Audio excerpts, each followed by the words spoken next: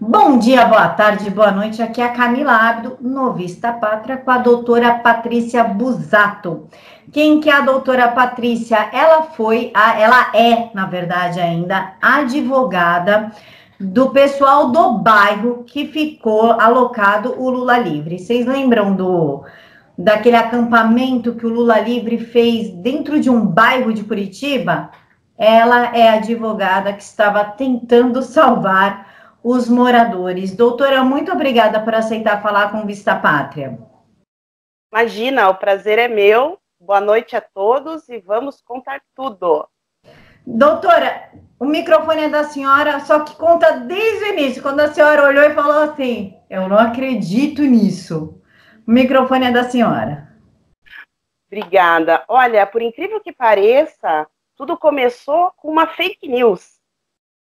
Eu estava lá como uma cidadã comum, a Polícia Federal é próximo da minha casa, e, obviamente, não podia perder a oportunidade de ver, né, o presidiário chegando na Polícia Federal.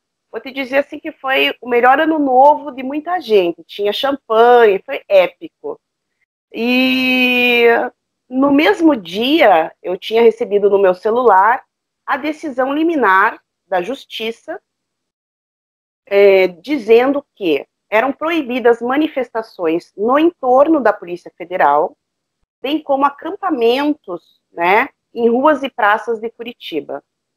Quando foi dali a 2 dias, 3 dias depois, eu vi toda aquela galera amontoada, em torno assim, de 500 pessoas com barracas na frente da casa das pessoas. E a imprensa estava noticiando que eles estavam cumprindo a determinação liminar, porque, afinal de contas, havia ali um circuito de um perímetro, né, de uma quadra em volta da Polícia Federal, não permitindo que eles se manifestassem próximos. Porém, a parte da decisão que dizia que eles não poderiam acampar em ruas e praças de qualquer lugar de Curitiba, esta parte ela era omitida pela imprensa. Aquilo eu fiquei extremamente revoltada com aquilo. Eu sou advogada há 20 anos. Para mim, aquilo era uma aberração, né? Mal sabia eu que ia ter tantas surpresas, quantas aberrações eu iria ver. E comecei ligando, né, ligando para os canais mesmo. Quem que é o jornalista responsável? Fui ligando de canal em canal, e o único canal que eu, assim, tive uma resposta em que o jornalista também era advogado foi no Balanço Geral. E eu fiz essa retificação, essa conversa, tipo, 1h da tarde, no programa das 6, ele colocou a decisão no painel e falou: na verdade, estão noticiando pela metade, porque tem aqui embaixo. E aí, ele, né, começaram a dizer, então, a retórica começou a ficar complicada, eles começaram a depois aparecer os moradores e entrevistá-los, né, e começou-se aí eles não deram muita ênfase para outra parte, né, mas aquela primeira fake news ficou meio frágil. Quando eu vi que as pessoas que mesmo assim, falei, gente, mas é liminar, não vão cumprir a liminar? O que aquelas pessoas estão fazendo lá? Vi a entrevista dos moradores, fiquei chocada com o que eu estava vendo, e aí eu falei, quer saber? Eu vou lá, vou bater na casa deles e vou chamá-los para uma reunião e vou dizer, vamos cumprir essa liminar. E aí eu fui lá no bairro.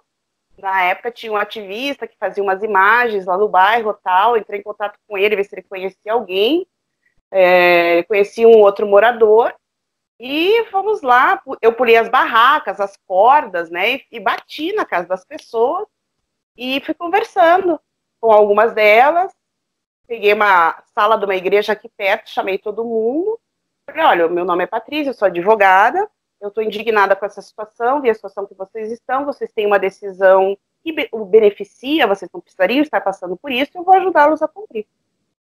Veja, Camila, até aquele momento, na minha cabeça, né, 20 anos como advogada, era uma coisa simples. Eu tinha uma ordem judicial, era só cumprir. Né? Cumprir uma ordem judicial. Aquilo, para mim, não tinha nenhum tipo de discussão. Pois muito bem. As coisas... primeiro eu tentei entrar no processo com 20, 30 procurações dos moradores, o juiz não aceitou, e depois disse que eu precisava constituir uma pessoa jurídica. Nós constituímos, então, a Associação de Moradores do Entorno da Polícia Federal. Quando nós pedimos para entrar novamente no processo, o juiz disse, não, vocês não podem entrar no processo porque vocês têm interesse na causa. Eu queria entrar como amicus curiae. Amicus curiae, para quem não sabe, é quando uma parte, digamos, tem conhecimento sobre os fatos e ele entra no processo como amigo do juízo. Ou seja, quem melhor naquela situação para levar a verdade ao juízo. Então, o juiz simplesmente disse, não, vocês têm interesse na causa, então vocês não podem entrar. Quando chegou no segundo grau, o desembargador tentou fazer uma conciliação e a gente conseguiu entrar no processo. Mas até esse dia, eu fui procurar, então, a procuradoria do município, né? Quem entrou com a estação de interdito proibitório, é importante frisar, foi a Prefeitura de Curitiba, mediante um pedido da própria Polícia Federal, que já estava ali dentro. Nós tivemos dizendo que tinham informações de que poderia haver ali uma convulsão social no bairro, e queria garantir, porque o prédio da Polícia Federal, as pessoas, eles emitem passaportes, tem um atendimento ao público. Eles queriam garantir esse atendimento ao público. Para minha surpresa, né, depois que a gente começou a fazer algum barulho, a imprensa estava em cima, a prefeitura fez um acordo com eles, o primeiro, e obviamente eles não cumpriram. Né? Daí eu descobri a primeira lei: jamais negocie com petista, jamais faça um acordo. Isso um advogado me falou. Mas, doutora, você faz acordo com eles, você não sabe que não faz acordo com eles? Não faça acordo. Eles nunca, mas é na maior cara de pau. Nós conseguimos aí, foi feito o acordo, eles continuaram da mesma forma. O que eles criaram em todo o processo? Uma mentira processual. É isso que eles criaram. Tá? Foi isso que eles criaram dentro do processo. E o que eu ia fazer? Eu falei, bom, vamos mexer as nossas peças, vamos provar que eles tinham barulho excessivo, por exemplo, é um bairro residencial que no máximo pode ter 60 decibéis, a gente conseguiu ali um laudo da Secretaria do Meio Ambiente, que chegava quase a 100, que era mais do que o ambiente industrial. Então, era como se fosse uma guerrilha urbana mesmo, tá?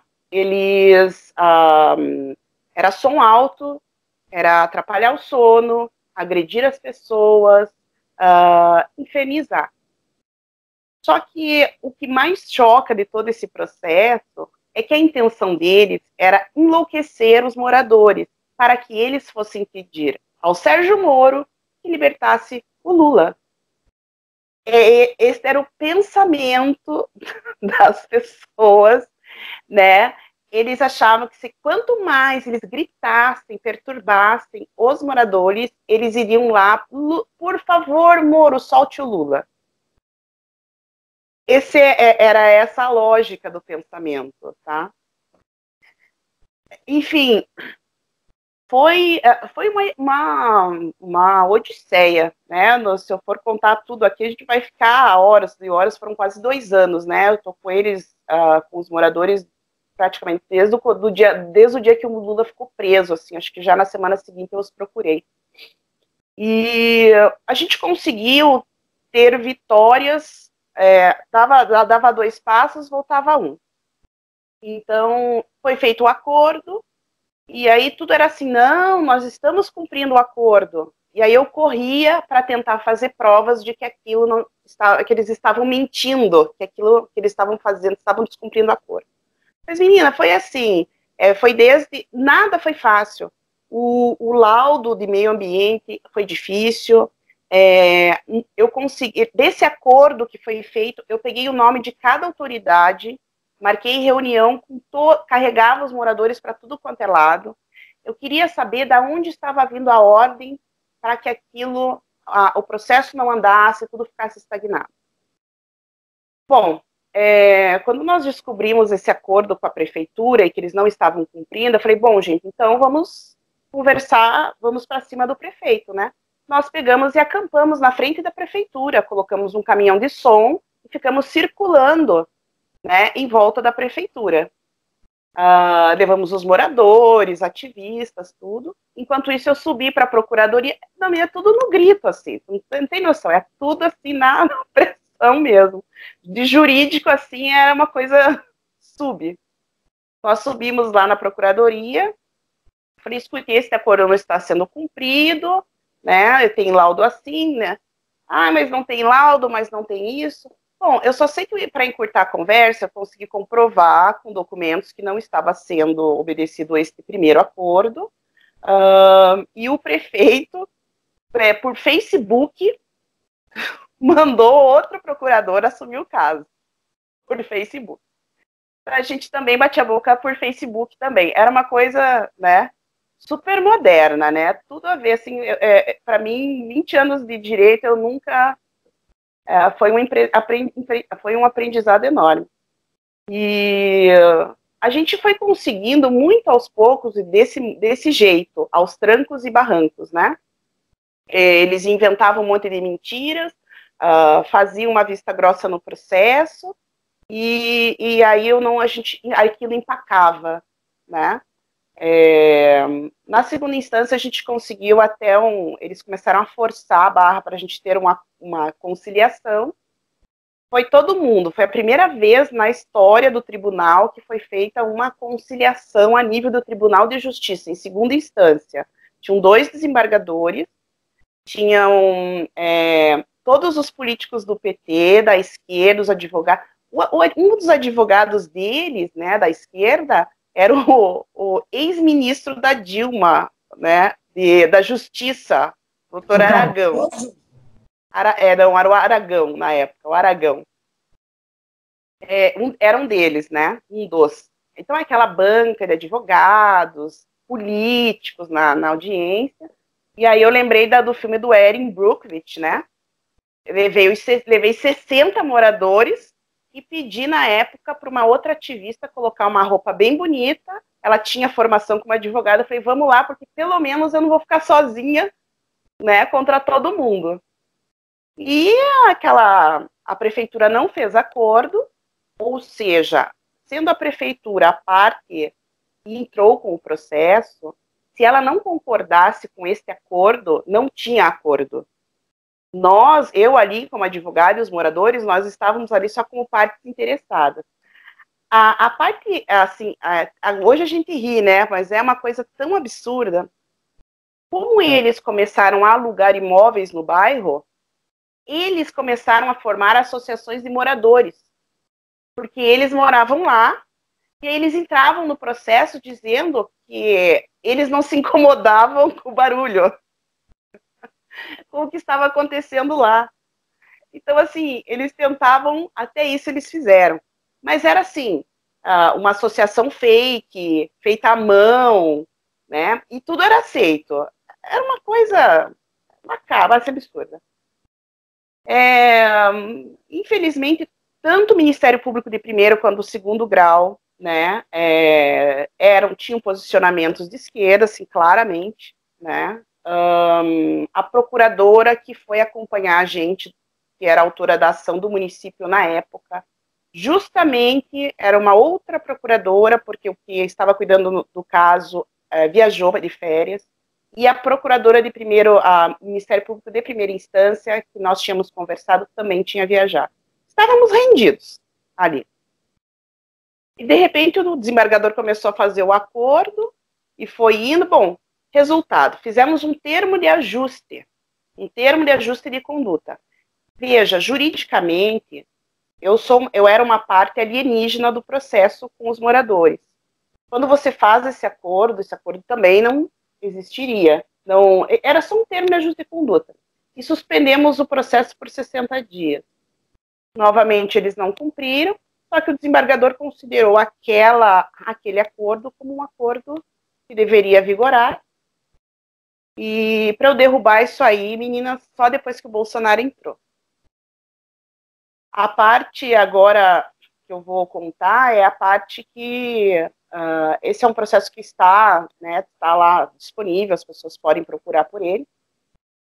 Mas a parte mais triste de tudo isso é a parte humana, Camila, porque foram tantos eventos que nós tivemos, como o objetivo deles era infernizar, e veja, é um bairro que tem terrenos grandes, e geralmente moram 2 ou 3 gerações juntas, às vezes com mais de uma casa. Sabe o que é você ver, não mais N vezes, eu vi senhores de 90, 100 anos tendo que sair de casa porque eles tinham picos de pressão alta, né?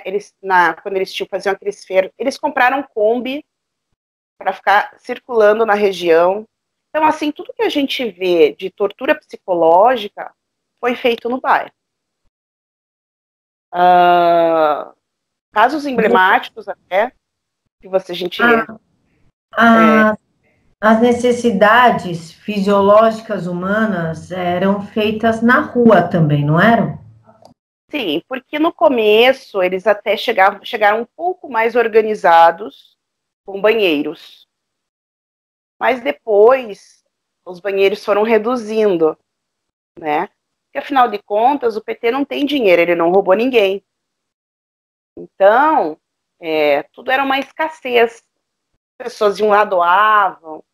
Eu achava engraçado, assim, que os carros que chegavam para fazer as doações era uma coisa, assim, que eu, como advogada, teria que trabalhar muito tempo para conseguir, né, galgar aqueles veículos super importados, né, nada semelhantes a ver aqueles veículos de Cuba que a gente vê. É bem diferente disso, né. A senhora ia falar de um caso emblemático. São os casos mais emblemáticos que eu tive em relação a problemas. Olha, em todo esse aparato todo, foram N boletins de ocorrência, e nós não tínhamos como identificar as pessoas, porque toda semana chegava uma leva nova de militantes. As notícias que eles davam, que eles comentavam, muitos eram obrigados a ir lá. Então, por exemplo, teve casos que eles narraram até para alguns moradores, que às vezes alguns iam pedir comida para os moradores. Olha, se você foi o Lula que te deu a minha casa, a minha vida. Se você não for para Curitiba ficar uma semana, você vai perder. De São Paulo, olha, se você aqui que está ocupando aquela história de locar, né, imóveis vazios em São Paulo, se você não for ficar lá uma semana, né, a gente vai, você vai perder o teu imóvel. E as pessoas vinham, então às vezes vinha indígena. O mais emblemático dessa parte de caravanas eram estudantes, que eles vinham lá com batuques, sempre com muito barulho. Ter muito barulho era uma coisa que eles sempre faziam. Os estudantes, eles ganhavam presença e nota dos professores de uma universidade, não sei de que estado, se era Minas Gerais ou Mato Grosso, se eles viessem passar uma semana aqui. Tipo, ganhavam nota, alguma coisa assim, se eles viessem passar uma semana aqui. Então, às vezes, tinha indígenas, muita criança e muita pessoa de idade, porque eles fazem isso também. Então, às vezes estava frio, você via pessoas com chinelo, pouca comida. E eles tinham moradores emblemáticos que eles provocavam. Os casos mais graves que eu tive foi de uma criança de 11 anos, em que eles perseguiam, a mãe levava a criança todo dia para a escola a pé, e e eles iam xingando tanto a mãe quanto a criança durante o caminho. Então, eram palavras do tipo seu arrombadinho, seu fascistinha, sua mãe é uma piranha. Tem que falar mesmo, né? Porque não fica só no imaginário. E a mãe dizia, não provoque, ignore. Aquilo na criança foi gerando uma raiva enorme. Ela não conseguia revidar, começou a ter problemas na escola, e aí culminou com automutilação. Ela pegava os apontadores, escola, a mãe tinha tirado tudo de casa, mas ele montava assim, ele tirava aquelas lâminas do apontador, às vezes roubava, pegava de amigos e colegas, tirava, e com aquilo ele se cortava. Começou a assistir vídeos de automutilação. Tá? Hoje ele está bem. Hoje ele está bem, teve trabalho psicológico, tudo. Eu tive pessoas idosas com síndrome de pânico, mortes de animais domésticos por estresse. Tinha animal que tinha que tomar Gardenal. Tá? Então, os animais morriam de estresse, tá? Com aquilo. Ameaças de morte. Desde o início disseram que na saída iam quebrar tudo e iam pôr fogo. Diziam que sabiam aonde trabalhava, eles sabiam os horários de chegada, de saída. Tinham duas crianças, duas jovens que chegavam em casa um pouco antes da mãe e do pai. Sei que elas ficavam ali 10, 15 minutos, chegavam 10, 15 minutos antes dos pais, para que elas não precisassem passar pela frente do terreno onde eles estavam, elas entravam por uma escada da vizinha e entravam pelo telhado. O caso mais grave que eu tive foi de um professor que frequentava a milícia, a milícia, né? Milícia não, né? Os guerrilheiros lá, a vigília Lula Livre, e ele começou a reconhecer entre as filhas das moradoras uma aluna da escola que ele dava aula. E pela internet ele começou a incitar outros alunos de mesmo pensamento ideológico para que atacassem a filha da moradora. Recém tinha acontecido a questão do Bolsonaro e eles falavam morte aos fascistas. Bom, a história culminou com a polícia dentro da escola e a garota de 14 anos presa com uma faca, dizendo que no final da aula iria esfaquear a filha da moradora. Então, assim, a condição humana dessas pessoas... Então, assim, pessoas que pararam de fumar voltaram a fumar. Eu tive jovens que tinham... entraram em crises, em surtos, tiveram que ir para clínicas psiquiátricas. Teve uma senhora com AVC, lá ela chegou a falecer. Também tinha muito problema recorrente de pressão alta. E tudo isso, veja, até os laudos médicos, elas estão juntados no processo. Tínhamos ali boletins de ocorrência, que nunca conseguimos encontrar os culpados, porque eles trocavam, iam embora, cometiam os delitos e iam embora. E para retaliar, os moradores, eles começaram a processar e fazer boletim de ocorrência contra os moradores. Então, eu tive que, em N audiências criminais, defender os moradores. Tá? Então, assim, foi uma coisa muito desgastante mesmo. Esse caso me tomou muito... Era todo dia. Criamos página, depois que a imprensa saiu um pouco de cena, foi criado página, tudo. Mas nunca a gente conseguiu 100% que uma ordem judicial fosse cumprida. Sempre tinha um acobertamento, sempre havia leniência, sempre havia um grupo beneficiando esse tipo de ato no bairro, o que deixava, ainda aumentava ainda mais a angústia dos moradores por frustração. A multa que eles tinham, multa diária de R$500 mil por descumprimento de ordem, foi reduzida há pouco menos de um mês para R$50 mil no total. Ou seja, eles já estavam com uma multa milionária E a segunda instância reduziu para R$50 mil. Na verdade, era R$5 mil por dia até o patamar de 50. Que eu lembre, acho que 50 mil cabe até numa cueca, né? Então... Cabe na cueca, sim. Cabe também numa mala dentro de um apartamento de um amigo, cabe. Segundo falaram pro ministro Sérgio Moro, na época ele era juiz, uma mochilinha cabe em 3 milhões, né? Falaram isso. Então, 50 mil, para quem roubou trilhões, realmente são coisas assim que eu, como advogada, nunca vivi na minha vida. Trabalhei 10 anos dentro do judiciário, os primeiros 10 anos que fui formada, como assessora de desembargador, juiz, e nunca tinha visto o tamanho ativismo judicial. Foi um choque para mim. Descobri que eu achava que ainda a gente tinha uma tábua de salvação no judiciário. Mas se até em terra de Lava Jato o judiciário já estava dessa forma, o Estado estava dessa forma, tão aparelhado, foi aí que a gente realmente viu que tinha que eleger Bolsonaro, e a gente até entrou toda nessa parte do ativismo, porque realmente nós que temos que fazer a diferença. Não vai vir nada pronto de cima para baixo.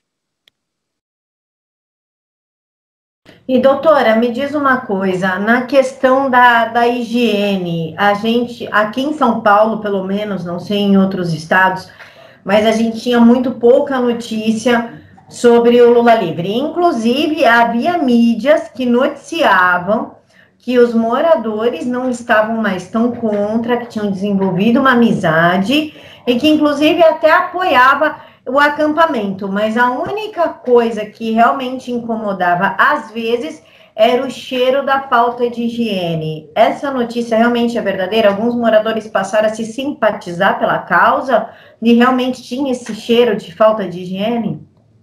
Olha, petista mora em todos os lugares, né? Então, nós tivemos um caso de uma moradora que estava, inclusive, a população do bairro sempre ajudou, a pessoa sempre passava por muita dificuldade, e ela alugou a casa dela para a militância, tá? Então, nunca houve nenhum tipo de conivência dos moradores. O que existiram foram imóveis que foram locados pela militância para que pudessem ocupar esses imóveis, tá? E como eu disse para você, eles faziam associação de bairro fake, porque era associação de moradores dos imóveis que a própria militância, que a própria esquerda alugava. Então, tudo é mascarado. Foi mascarado no processo. A pior parte do processo foi uma vez que eu juntei 30 vídeos do que acontecia lá, atos notariais,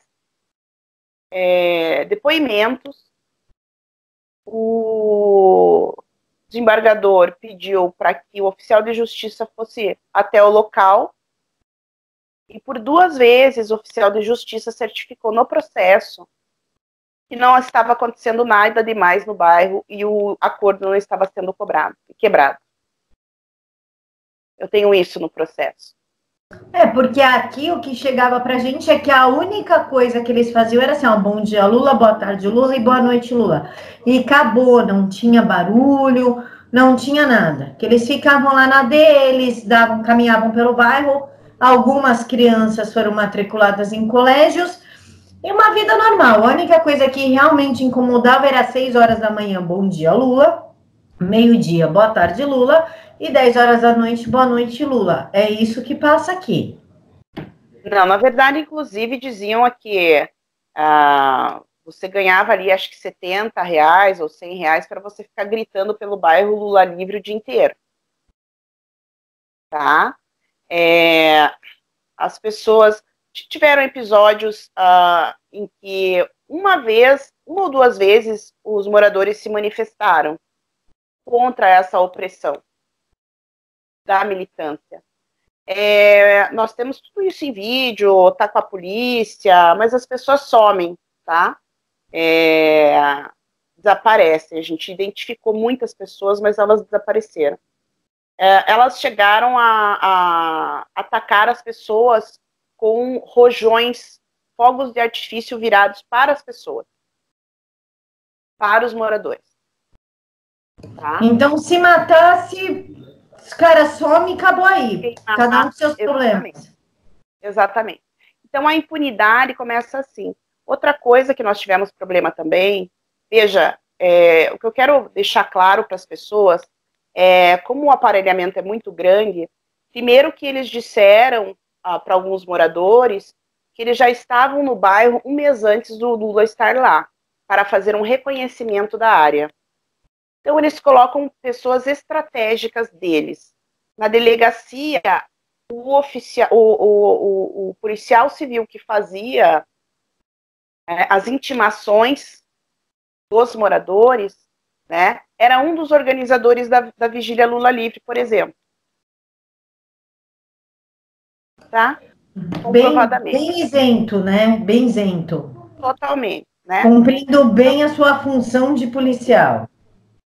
Na verdade, a nossa odisseia ali foi de tentar descobrir com quem podíamos contar. E pudemos contar com muito poucas pessoas, muito poucas autoridades. Eu consegui vencer essa barreira processual, na verdade, quando mudou o governo, entrou o governo Jair Bolsonaro, aqui também mudou o governo, mudou o comando da Polícia Militar. Eu consegui uma reunião na primeira semana, enquanto os socialistas estavam viajando pela Europa, né?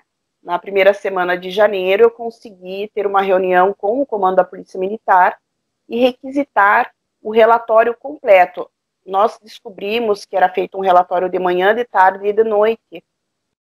E nesse relatório da Polícia Militar tinha tudo. Então, eu fiz esse requerimento para o comandante que disponibilizasse esse relatório. Ele pediu que o desembargador oficiasse a Polícia Militar. E eu cheguei na sala do desembargador com 2 oficiais e mais o procurador do município, dizendo que o que existia num processo era uma mentira. E ele, como juiz da causa, eu esperava que ele seguisse os preceitos de que o juiz busca a verdade processual. Bom, para resumir, o procurador do município achou que o desembargador ia me dar voz de prisão. Mas, enfim, a gente conseguiu restabelecer a verdade, conseguimos aí ter a ordem do interdito proibitório restaurada, e, inclusive, esses documentos todos foram parar no processo do Lula, o processo de execução. E também serviram esses documentos de fundamento para pedir a transferência dele para o Tremembé, em São Paulo. Trabalho de 1 ano e meio que o STF acabou em 1h30, né? Porque ele acabou ficando aqui. Então, é muito desgastante, porque nós chamávamos a polícia vinha, mas sempre tudo com muitos dedos. Ai, não, porque eles podem fazer isso, eles podem fazer aquilo. Então, assim, uma das coisas que eu acho que mais revoltou, até hoje revolta a população, a gente conseguiu a ordem judicial, e mesmo assim ela sempre era descumprida, e mesmo assim todo mundo fazia vista grossa. Então, tá podendo conversar, contar isso agora que amanhã ninguém... Porque a gente tem um limite para contar as coisas, porque eles iam retalhar os moradores no dia seguinte. E agora a intenção é justamente contar a verdade, porque eles estão escrevendo um livro sobre isso. Claro que nessas partes eles não vão contar. E nós contaremos a história que realmente aconteceu. E de glamour não tinha nada. Dá até para fazer um outro livro, né? Tipo um livro resposta. O deles é Conheço os Bastidores Lula Livre, e aí o livro resposta é Conheço o Inferno Lula Livre. Doutora, e os professores? Ou esse professor que incitou as meninas contra essa aluna de 14 anos, não aconteceu nada com ele? Tudo ok? Ele está trabalhando, está doutrinando crianças? Que fim que esse cara deu? Olha, o máximo que eu consegui com todos esses processos, esses boletins de ocorrência, foi juntar todos, acho que deram, sei lá, acho que 40 ou 50. Tudo acabava em nada. E o que eu fiz foi juntar todos esses boletins de ocorrência, conversar com o delegado encarregado e pedir a ele que encaminhasse ao Ministério Público e classificasse como ato terrorista. O que eu vou conseguir disso, eu não sei. Isso que eu ia perguntar, eles fizeram, então, ou ainda está andando? Ainda está andando, foi mandado para o Ministério Público, né, está caminhando isso. Mas eu confesso que começam a criar atrapalhos, não acha tal pessoa, não acha X, não acha Y, mas nós, assim, tudo que nós pudermos prosseguir, nós vamos prosseguir, tá? Inclusive, achei até que o município ia recorrer dessa multa, né, que de, sei lá, 30 milhões foi para 50 mil as multas de descumprimento. Então, é esse descaso, essa impunidade que também corrói. O ministro Toffoli, todo mundo acompanhou o voto final dele, que ele noticiou que a impunidade causou na família, né, causa até hoje, que já causou naquela tragédia da Boate-Kiss. A impunidade é algo que mata as pessoas mesmo. Tá? Isso é desconcertante.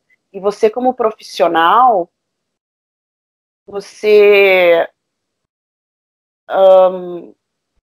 a frustração é enorme, porque você tem conhecimento de que aquelas pessoas têm o direito, você tem a ordem judicial, você tem tudo nas mãos, mas você não consegue executar.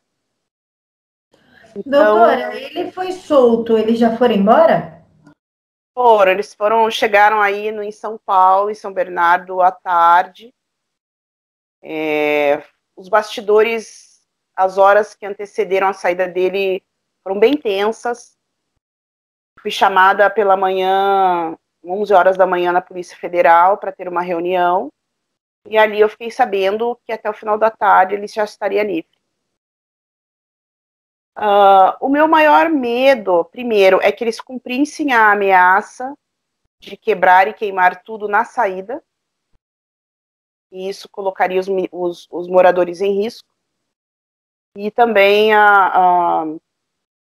eu tinha preocupação, sim, de que, sendo Lula hoje uma figura política inexpressiva, inelegível, um arquivo ambulante, que deve ter chantageado muita gente de dentro da cadeia, da suíte, para conseguir tudo o que ele conseguiu, o meu receio era que ele seria mais interessante para a esquerda virar mártir, né, do que ficar por aí. Então, seria algo assim, uma catástrofe, seria um caos no país. E com certeza podia ter surgido um Adélio ali no meio, e com certeza esse Adélio seria alguém ligado, seria um bolsominion, seria alguma coisa do jeito. Então eu tinha esse receio, pedi para as autoridades para que providenciasse uma aeronave para levá-lo até o aeroporto. Tentei, falei, o secretário de segurança, que foi muito pronto nos ajudar, nós tentamos de toda sorte. Mas, como sempre, eles fazem o que eles querem. O acordo aí, o máximo que nós conseguimos foi que o juiz que liberou o Lula fizesse ali uma menção na decisão dele para que seguissem protocolos de segurança não falou, a nossa ideia era que ele determinasse a Polícia Federal de tirá-lo dali com a aeronave. Isso não aconteceu. Teve meia hora antes dele ser solto, teve uma reunião de segurança em que foi acertado que seria algo muito rápido ele sair dali e ir embora. Eu fiquei estarrecida quando saí da reunião, porque estava tudo bem para todo mundo ele sair dali e fazer um showmício até sei lá que horas da manhã. Não, a impressão que eu tive lá, até comentei na entrevista, né, com o Ricardo, é de que eles estavam preparando, assim, um show da Anitta, tá? Olha, então a Anitta vai descer ali da cobertura, né, vai num cordão humano até o palco vai falar para o público, vai abraçar todos, vai falar com o público, e tinha vendedor ambulante, tinha coisa de churrasquinho, várias barracas montadas com luz, para a imprensa, para isso, para que lotaram o bairro. Eu falava, escute, eu tenho uma ordem judicial, vocês não podem fazer isso aqui. Então, eu questionei muito na reunião, porque a ordem judicial que eu tinha estava sendo flexibilizada. Eu perguntei, vamos flexibilizar, então, a saída do chefe de vocês? Eu acho que isso vocês não iriam gostar. Mas é impressionante. Parece que você fala ao vento. Você é a única pessoa dissonante de todo aquele conjunto. Então, parece que todo mundo se conhece, todo mundo se acerta, todo mundo fala em paz. Não, porque nós queremos agradecer à Polícia Militar por tudo que aconteceu, nós ligávamos e sempre fomos atendidos, foi tudo muito tranquilo a nossa passagem por aqui. Eu falei, o quê? Eu cheguei assim, falei, escuta, a primeira coisa que nós temos que estabelecer nessa reunião aqui é verdade. E aí, quando você fala nisso, né, você é a pessoa que está criando o caso, está todo mundo querendo conversar e ter um acordo. Eu falei, eu nem entendi por que estamos fazendo esta reunião. Se tem uma ordem judicial aqui dizendo que isso não pode acontecer. Então, assim, esse descaso, esse desdém,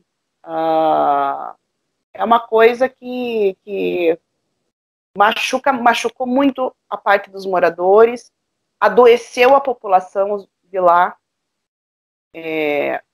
Eu trabalhava nesse caso todos os dias e nós conseguimos muitas vitórias, mas é algo que você tem que manter perseverança.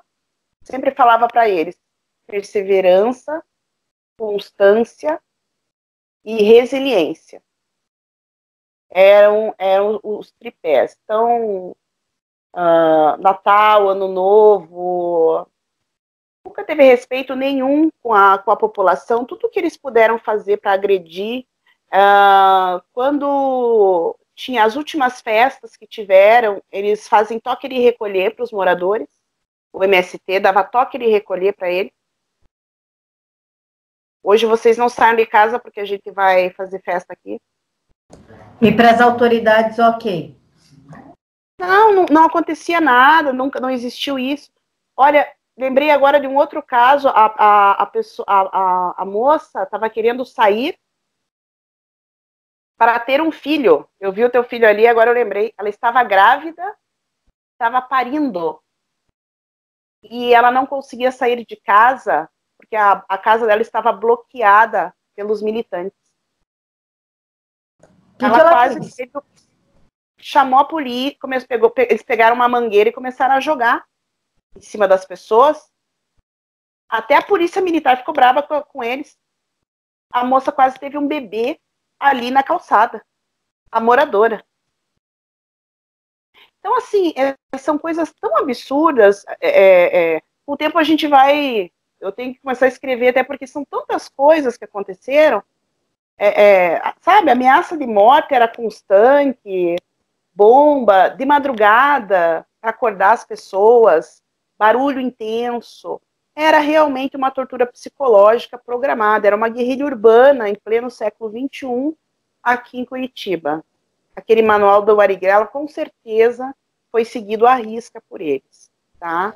É até difícil a gente controlar as palavras, porque eu sou mãe, tenho mãe, minha avó é idosa, então você que se coloca em cada... Eu tenho uma filha de 11 anos, eu lembro do menino de 11 anos, né?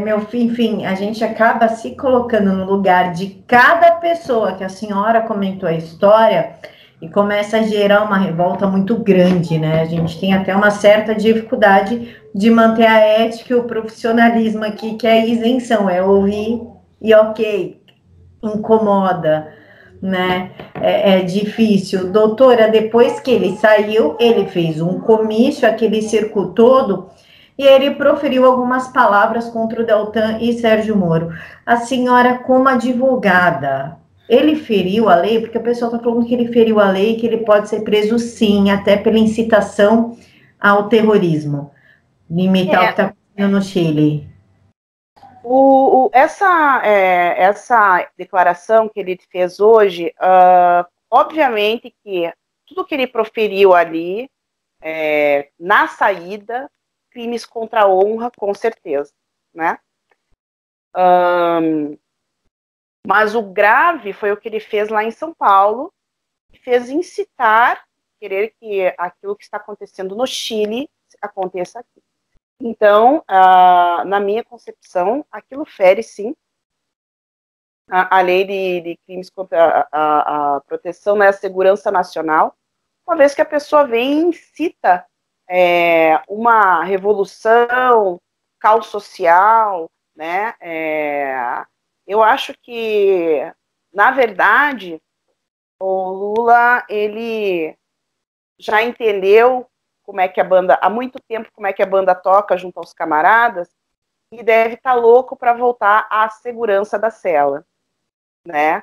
Porque tudo é pela causa deles. E fazer um mártir, né? Eu acho que não agora, por enquanto ele está funcionando aí como um garoto propaganda, mas se ele não render o que deveria, né, ele com certeza vai valer aí como mártir, mais como mártir, valer ouro como mártir, né? Não por acaso os próprios advogados dele andaram dando declarações que têm receio de que ele seja morto, né? Eles deram essas declarações. Com essas declarações dele, ele não vai ficar solto muito tempo. É importante as pessoas saberem que, muito embora a prisão em segunda instância, né, tenha sido aí subjugada, mitigada, transferida só para o trânsito julgado, nós temos outros tipos de prisão. Prisão preventiva, prisão em flagrante, prisão provisória. Essas não foram extintas, tá? Uma pessoa que sai incitando, né, toda essa comoção, essa quebradeira, tudo isso que ele falou hoje, por exemplo, é passível, na minha opinião, inclusive, de prisão preventiva, tá? Prisão preventiva, ponto. Então, as pessoas, acho que ele não fica muito tempo livre, e espero, sinceramente, que ele fique em algum estabelecimento digno de um presidiário. É importante as pessoas também saberem que a lei não diz qual é a forma que tem que ter uma cela especial para prender um ex-presidente. Não fala quantos metros, não fala o que tem que ter dentro. Eu acho absolutamente possível que se possa criar ali, em algum lugar dentro do próprio presídio de Tremembé, a tal sala, né, que ele, a que a lei lhe confere esse tipo de diferenciação. Na verdade, uma pessoa que foi presidente de uma nação que a corroeu por corrupção, deveria mesmo estar numa cela comum junto aos outros, porque ele, mais do que ninguém, tinha a obrigação e teve a confiança de muitas pessoas para fazer a diferença, e ao invés disso traiu a confiança de uma nação inteira. Mas, doutora, cela especial, até onde eu sei, me corrija se eu estiver errada, pode me interromper. É para quem tem diploma até o trânsito em julgado, aí vai para a cela comum. Ele não tem diploma, ele é um cachaceiro, ele é um corrupto, ele nem lê. Ele sequer lê, por que ele tem cela especial? Na verdade, assim, é aquelas coisas jurídicas que você, assim, não tem muita explicação. Em tese, é uma deferência, tá? É uma deferência, porque em tese ele já não é mais nada. Você tem toda essa condição quando você está num cargo público, quando você está exercendo. Então, se formos cumprir a lei à risca, na situação do Lula hoje, nem, né, uma cela toda especial ele teria. Qual que seria um argumento plausível hoje para justificar uma cela especial? Ele como ele foi chefe de Estado, ele foi uma pessoa que teve acesso a muitos segredos de Estado. Então, ele poderia ser ali alvo, se ele ficasse com presos comuns, alvos de algum tipo de achaque, tortura, que pudessem fazê-lo dizer, entregar coisas, onde estão armamentos, onde fica isso, então, segredos de Estado. Então, essa é vou te dizer assim, que é uma justificativa mais plausível para as pessoas não ficarem tão revoltadas dele ter esse tratamento especial, digamos assim. Porque ele teve acesso, sim, a muitos segredos de Estado, e junto com presos comuns, ele poderia ser aí um alvo fácil para achaques e colocar em risco justamente, né, a segurança nacional com esses segredos que ele carrega, como chefe, que ele carregou, que ele tem conhecimento como chefe de Estado. Ué, mas não é ele que fala que adora ficar perto de pobre, que ele gosta de pobre, que ele é pobre, que ele fala com pobre? Ele seria o rei, horas. Eu vou te contar uma que você vai adorar. Você me fez lembrar. Hoje aconteceu uma coisa maravilhosa que os moradores me contaram. O Lula não gosta de pobre. Você falou do negócio do banho? Sim. Tinha muita gente sem banho lá. Muita droga. Gente drogada. Gente bêbada. Tá? E quando o Lula saiu da Polícia Federal, só aqueles, digamos assim, mais chegados dele ficaram ao redor, as lideranças, digamos assim, só essas pessoas tiveram acesso ao Lula. Ele não olhou na cara de nenhum pobre. E muitos estavam revoltados hoje, inclusive uma moradora me relatou, que ele falou assim, e agora? Né? Ela falou, a moradora falou assim, vai ficar aqui? Ele falou assim, ele nem olhou na nossa cara, porque a gente ficou aqui, porque a gente não sei o quê. Bom, o rapaz falou, eu não quero mais ser um idiota. Pegou a estrela do PT, a menina rasgou, jogou no chão e falou, não vou ser mais um idiota. Ainda bem que ele sabe que ele é idiota, né? Almas estão sendo salvas. Eles descobriram que Lula não gosta de pobre. Aí é esse tipo de gente que vai, abre a boca e acaba como o Celso Daniel. Porque fica por aqui com a traição, fala, vamos falar a verdade? Então vamos falar a verdade. E abre a boca, vira um Celso Daniel. Exatamente. Nossa República tem muitos segredos. Tá? Ainda mais a República de Curitiba. A República de Curitiba, então, menina, a gente tá... Eu também tinha comentado com você, outras informações do day after, né, o dia seguinte,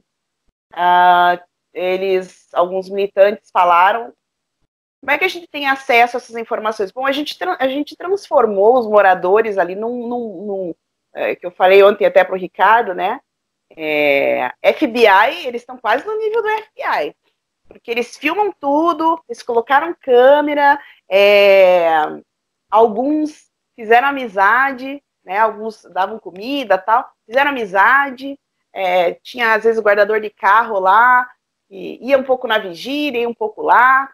Então, assim, os moradores conseguiam algumas informações com alguns descontentes, né, que estavam ali junto com o grupo. E eles pretendem pegar esses imóveis, inclusive este da frente da Polícia Federal, eles pretendem comprar os imóveis. Eles alegam que agora eles têm dinheiro porque eles ganharam na loteria.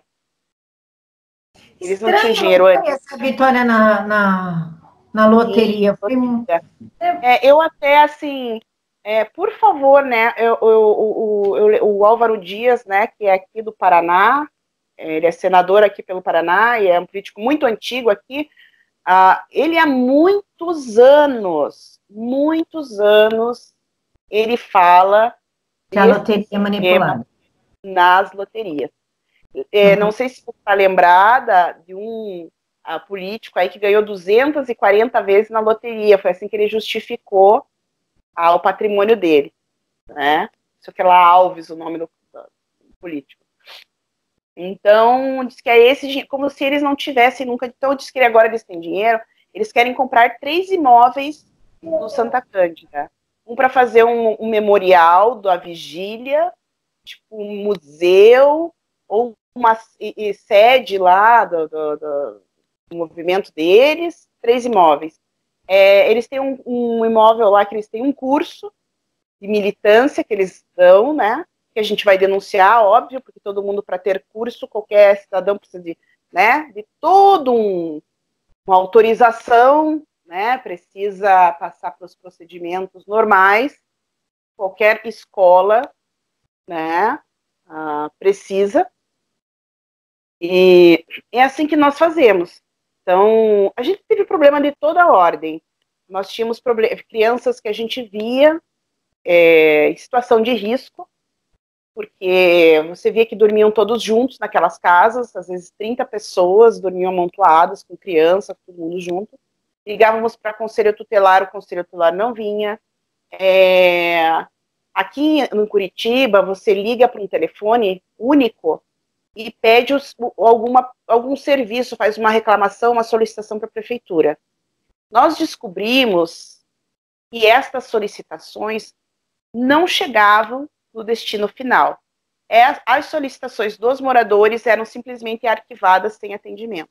Alguém no sistema interceptava, era o que a gente encontrava. Então, aí o que a gente fez? Falei com o procurador, a gente pegava uma pessoa responsável, né, a gente fazia o protocolo e mandava para essa pessoa. Então, assim, tudo a gente teve que pular o cerco que eles faziam na parte estatal do Estado, né? Quer dizer, aquele problema que eu tive com o policial civil, né, eu tive que conversar com o delegado, chefe, sobre ele. Às vezes ele chegava 10 horas da noite e batia na casa dos moradores, tá? Então, assim, tudo foi... Não, pera, o policial... O policial civil batia na porta de vocês de noite para quê? Para entregar intimação, dizer que tinha que comparecer, porque, como eu falei para você, como os moradores começaram a fazer boletins de ocorrência contra os integrantes da vigília, eles também se acharam no direito de fazer boletim contra os moradores. Só que os moradores têm endereço fixo. É fácil localizar os moradores. Gente de bem, tem endereço fixo, não se esconde, né? Trabalha, tudo. E eles eram nômades. Então a gente não tinha como... e também o agente nunca encontrava ninguém. Até que a gente descobriu, né, por vídeos, por lives, ali os moradores assistiam muita live, muita deles, para saber o que estava se passando.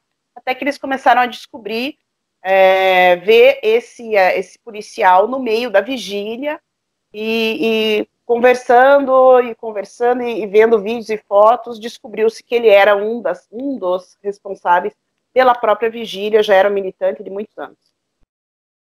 Que fim que esse policial? Tá atuando, tá recebendo dinheiro do Estado, tá trabalhando, tá lindo e maravilhoso. Exatamente. Que maravilha. Agora, né, como a demanda é tanta coisa, se eu não me engano, já foi aberto um procedimento na corregedoria sobre ele. A gente vai, tudo que a gente pode fazer, a gente faz. Tá? A questão é se o Estado ajuda a concluir dentro da lei, né?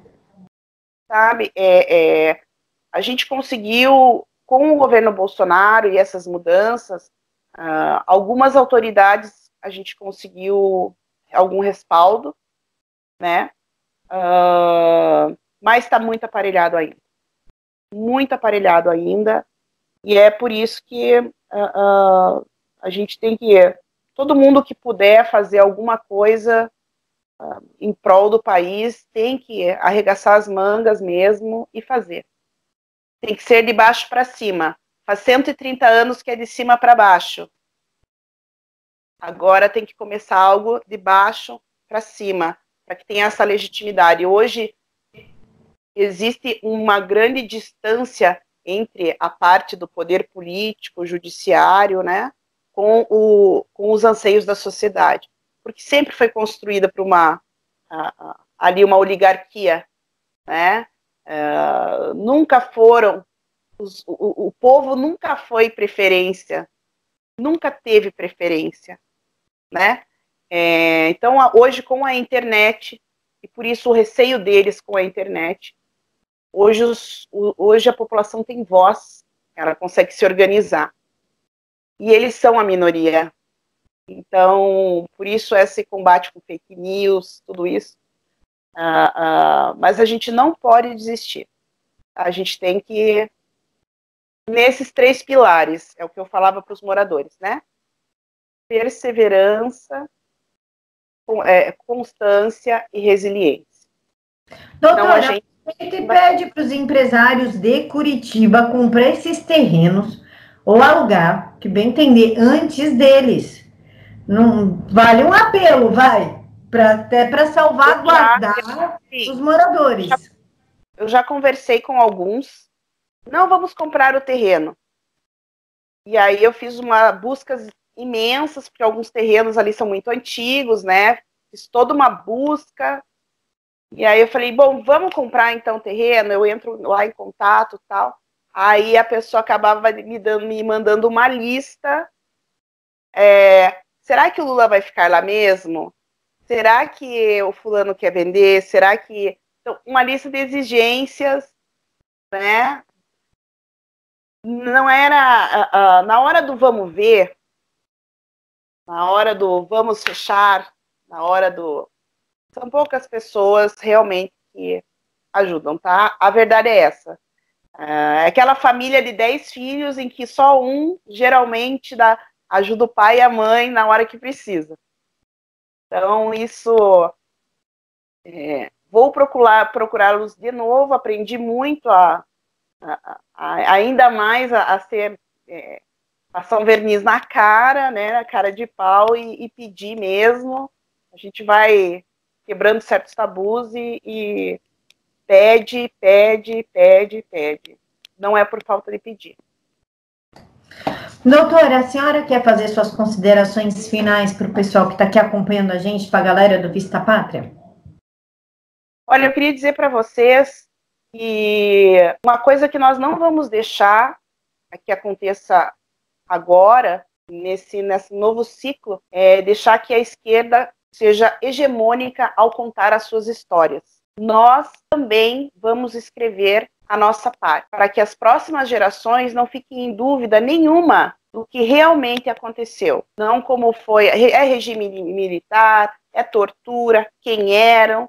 Bom, eu acho que descobrimos quem eram esses personagens, são os mesmos. Então, é muito importante que as pessoas comecem a perceber esse ambiente, registrar o que está acontecendo, contar o que está acontecendo, e é o que nós pretendemos fazer ali com relação ao Santa Cândida. Nós não vamos deixar que aquilo que aconteceu seja algo belo, lindo e emblemático, como se fossem heróis da resistência, porque não tem nada a ver com isso. O que nós tivemos em Curitiba foi um episódio de guerrilha urbana aplicada no século XXI, e é isso que nós vamos contar. E eu espero que as pessoas tenham essa sempre curiosidade, saibam os dois lados, perguntem os dois lados, tenham interesse dos dois lados. Perguntem para as pessoas que lá estão vivendo. Isso vale para fake news, isso vale, é um cuidado crítico que nós, todos os cidadãos, nós temos que ter hoje. Todos nós temos que escutar os dois lados, temos que ver, e principalmente transmitir essas informações, né, de forma verdadeira. Porque a esquerda é muito fácil de você derrubar, ela é só a verdade mesmo, você não precisa colocar enfeite nenhum. Então, vou pedir para que as pessoas compartilhem esse vídeo, para que eles não... Estamos vendo aí a possibilidade até, uma coisa que eu queria deixar aqui, eu esqueci de te falar, os moradores, essa jornalista que tentou entrevistar os moradores para o livro do Vigília Lula Livre, se recusaram a falar com ela, porque eles diziam o seguinte: toda vez que nós falamos com alguém da imprensa que é da esquerda, eles distorcem o que nós falamos e nós saímos de ruim da história ainda. Então, eles adotaram um princípio deles. Eles não conversam com jornalistas, não dão entrevistas para jornalistas de esquerda. Ponto. E eles falaram que não iam falar com esta pessoa que tentou procurar. Ela me procurou várias vezes e eles não vão dar. Então, se sair mesmo esse livro, conforme ela está dizendo, né, as pessoas podem se preparar, que a gente vai dar um jeito, sim, de fazer um registro, ficar na história um registro de que não foi isso que aconteceu. Pode contar comigo. Contaremos. Contaremos. Doutora, muito obrigada pela sua participação, pela sua disponibilidade, por tudo que a senhora explicou. A gente aqui do canal Vista Pátria agradece mesmo, porque esse tipo de informação, pelo menos aqui em São Paulo, nunca chegou. E eu não vou mentir que eu tô chocada, principalmente com a parte das crianças. Criança é uma coisa que mexe muito comigo, não adianta. Então, principalmente com a parte das crianças, assim, eu tô bem incomodada. Então, eu agradeço de coração a senhora por ter trazido essas histórias. Espero que falar para a senhora verbalizar tudo isso também traga algum tipo de alívio emocional, tá? E muito obrigada mesmo de coração por tudo que a senhora fez, pelo pessoal daí do bairro e por estar abrindo a sua história para gente. Eu que agradeço a oportunidade.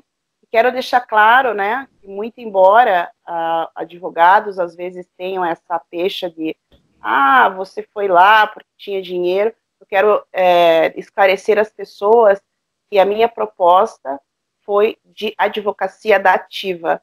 Eu não cobrei um centavo e não cobro até hoje um centavo para defender os moradores. Então... É bom esclarecer, porque sempre tem aquele comentário ácido, mas recebendo a gente defende, né? Então é bom deixar bem claro mesmo. Realmente, nunca, a minha proposta foi de não, falei para eles, né, até mesmo porque achei que ia resolver em um mês, e no fim das contas virei ativista, fui para cima de caminhão, e a gente acaba se engajando, não tem como. Quando você tem uma experiência dessas na tua vida, isso muda totalmente, e mudou a minha e com certeza dos moradores também. E agradeço mais uma vez a oportunidade de falar aqui com vocês. Realmente falar é algo que eu vou procurar fazer com eles agora. A gente se tornou uma grande família, né? Eu falo com eles sempre, almoço. Foi uma uma parte, um processo épico, e a gente não sabe se terminou ainda, porque com a boca grande que o Lula anda, é capaz que ele venha. Só espero que ele fique em São Paulo e não volte para Curitiba. Vamos levar para o Tremembé, vamos deixar claro, para Tremembé. Vamos deixar claro para o Tremembé. Para a Zona Norte não, vai para o Tremembé. Na salinha especial dele, né? Na salinha exclusiva. Do lado do capeta, no colo do Lúcifer. Camila, foi um prazer falar com você, obrigada. Estou à disposição, se você quiserem mais informações ali, foram quase 2 anos de acontecimentos aí, e eu fico à disposição para qualquer esclarecimento venha acontecer, aí eu fico à disposição de vocês, que a verdade tem que ser contada, tem que ser dita, tá?